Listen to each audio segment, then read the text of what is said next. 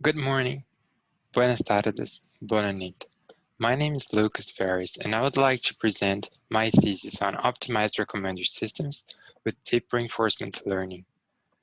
When we want to buy things, we're usually overwhelmed because we have a lot of options and a lot of them are in our price budget, but we can't decide on what to buy. And I set out to figure out if this problem could be solved with reinforcement learning, because selling products is a very human job, and reinforcement learning has been doing really well on human jobs like games and mechanics, robotics, and even protein detection. So I started by identifying a few problems of modern recommender systems, and they include to adapt to user categories that weren't seen before, like users from a certain sex or certain age group, uh, users that change their behavior over time. So for example, a woman that started by looking for running shoes and then 6 months later she's looking for basketball shoes, for instance. There's also mutating product catalogs. A cool example of this is movie streaming platforms like Netflix that sign and resign contracts with studios all the time.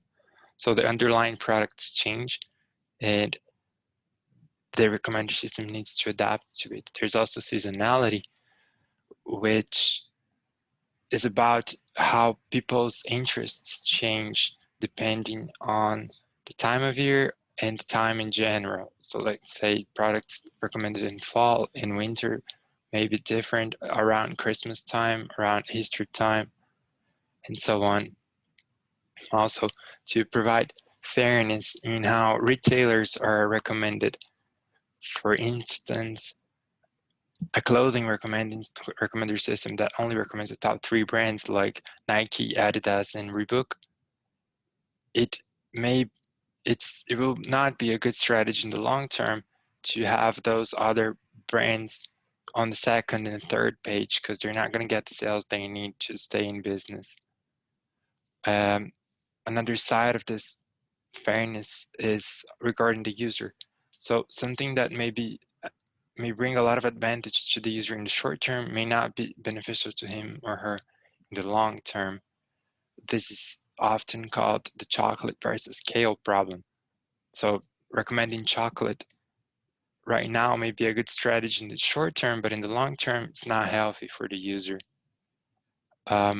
Also, there's learning in production. So for instance,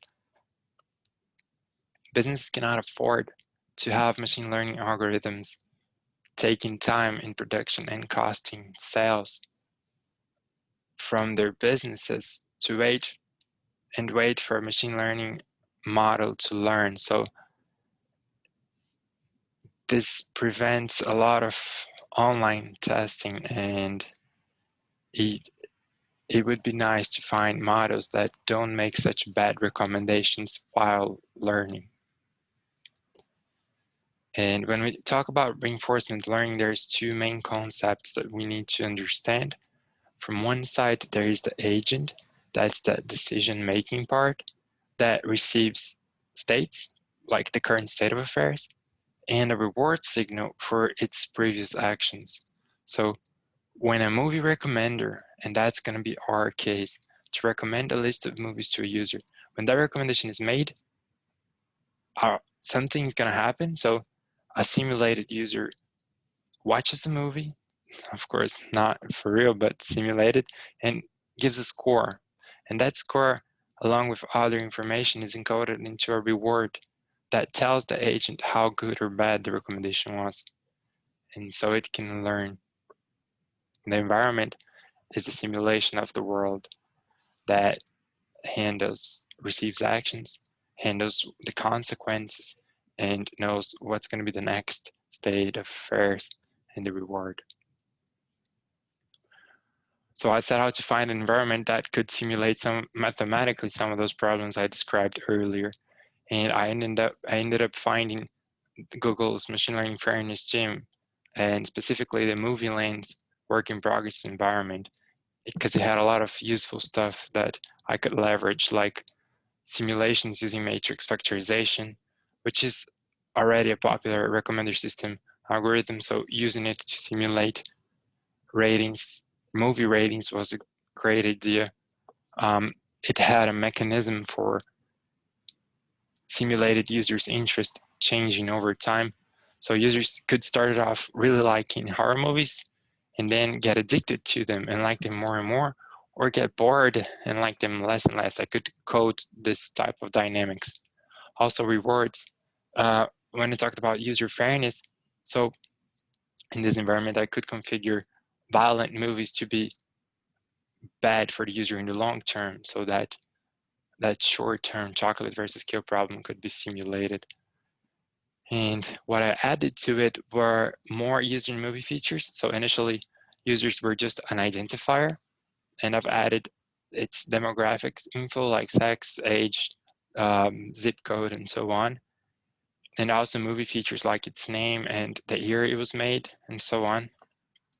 Also, some more technical changes for me to be able to bring other agents from other environments to this one. So I needed to normalize states and rewards and flatten the state data structures. There was a lot of nested dictionaries.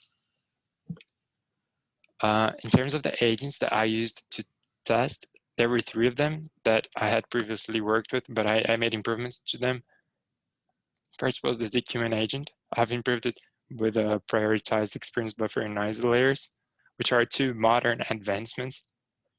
Modern, I mean like in the past 3 years or so. I've also used a reinforce with baseline algorithm and an actor critic, a very basic actor critic implementation to test. Regarding the methodology, I started with the initial proof of concept to make sure that it was impossible to use reinforcement learning in this case, and that, well, to be honest, my implementation was working, and that there was a basis for continuing this research.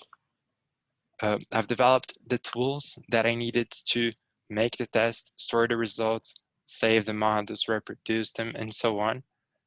I've implemented hyperparameter search to be able to find the best versions of each model on this environment.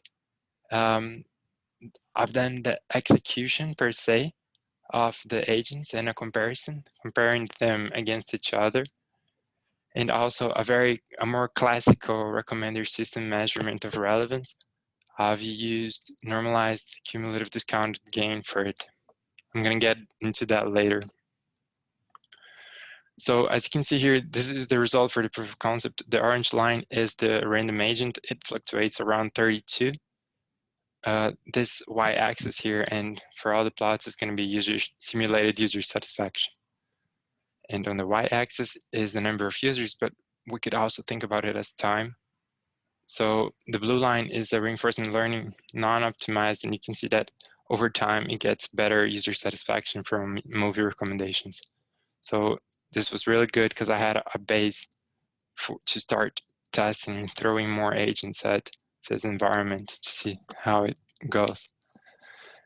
And here's the results for the hyperparameter search. I ran multiple tests for 3 parameters, or 3 parameter values for each parameter, and multiple for multiple agents.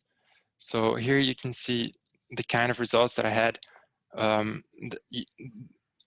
If we look at the orange one, the discount factor, you can see the mean and the confidence interval. So when deciding the best parameter, I had to take into consideration not only that it had which ones had the maximum satisfaction, like the best results, but also what was the certainty around it.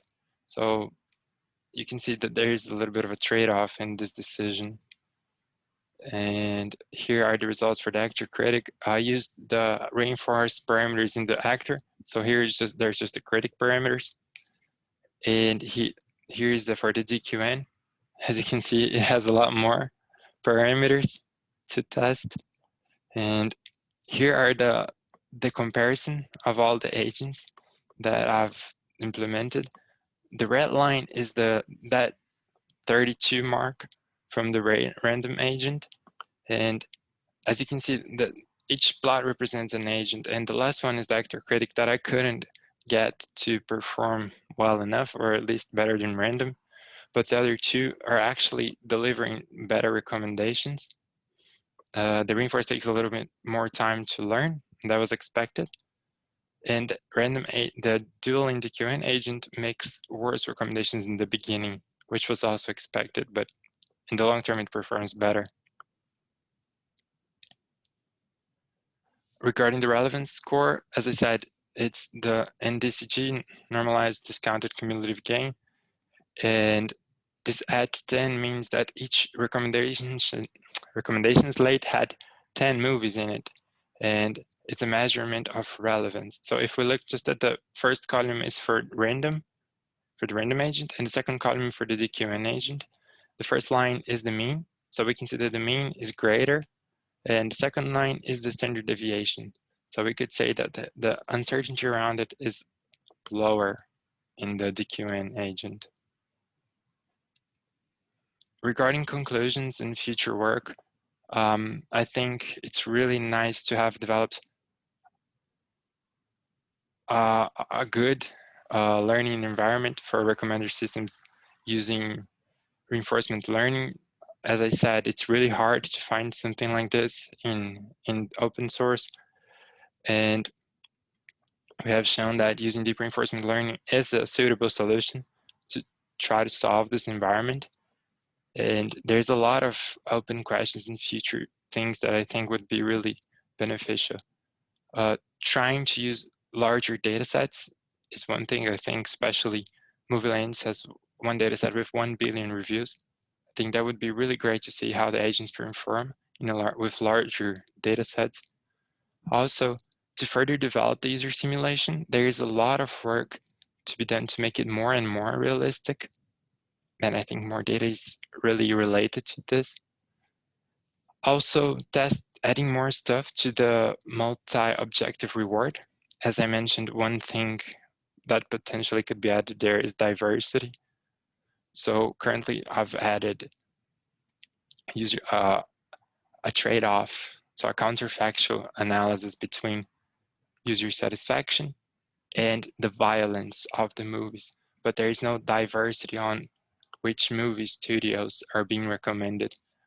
Or which movie genres are being recommended. That would be super useful analysis. Also, to try more agents. I haven't gotten the chance to test more advanced actor critic agents. I think specifically Advantage Actor Critic and Soft Actor Critics, which I've read, are having great results in the literature. I think it would be really nice to test them. And finally, I believe it would be really powerful for e-commerces to have the power of explain why certain recommendations are being made. And I think this could be a really great topic for further research. Thank you for your attention and have a great day.